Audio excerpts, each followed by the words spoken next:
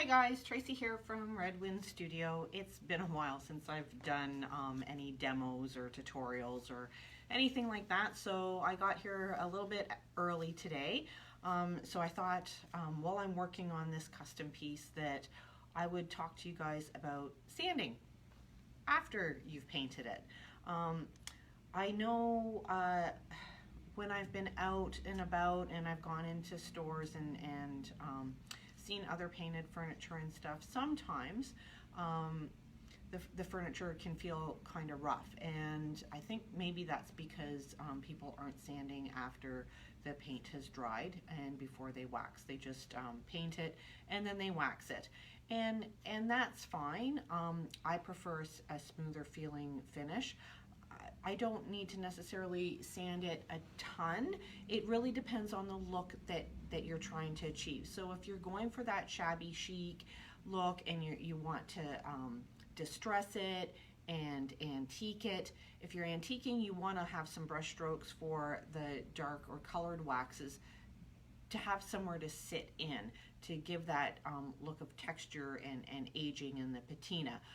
It's a little bit harder if everything is really smooth to get that look.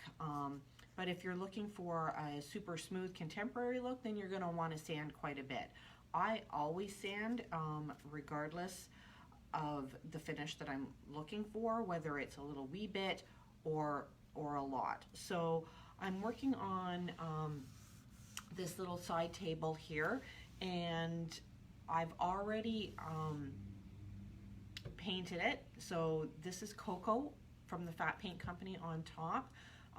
Really nice soft brown color, and then a really pale gray. It's called Dove, again from the Fat Paint Company, and I have a couple of coats of the Dove on here and a couple of coats of coconut, and on top of the coconut I made a glaze out of a mixture of coconut and Dove, and I've glazed the top and the shelf as well. So this still needs to be wet sanded and smoothed out with that, but I'm going to be talking about dry sanding today. So this is all ready, it's dry. I finished painting it last night, and now I want to wax the drawer and the body of the side table. So this is 220 grit. It's super fine. So I just get this from the hardware store, and I'm gonna bring this up a little bit closer. It's hard to see the grit on there, but it's pretty fine, and that's all you really need. And I'm not gonna go super hard. You want to have a fairly light touch. You don't want to be too aggressive when you're doing this type of sanding, unless of course you're going to be distressing. But again, you want to be careful if you are distressing that you don't go through your wood finish. That's the dark. You don't want to go through that. You want that to be revealed. So I'm just going to do really nice, light, smooth strokes, and I'm just going to be really careful along the edges. You can knock the paint off of there very easily. So you want to use a very light hand, hardly any pressure, and just give it a little feel as you're going along, and you're going to feel it smooth out, and it's not going to have that gritty feel to it. It's just going to feel a whole lot nicer to the touch.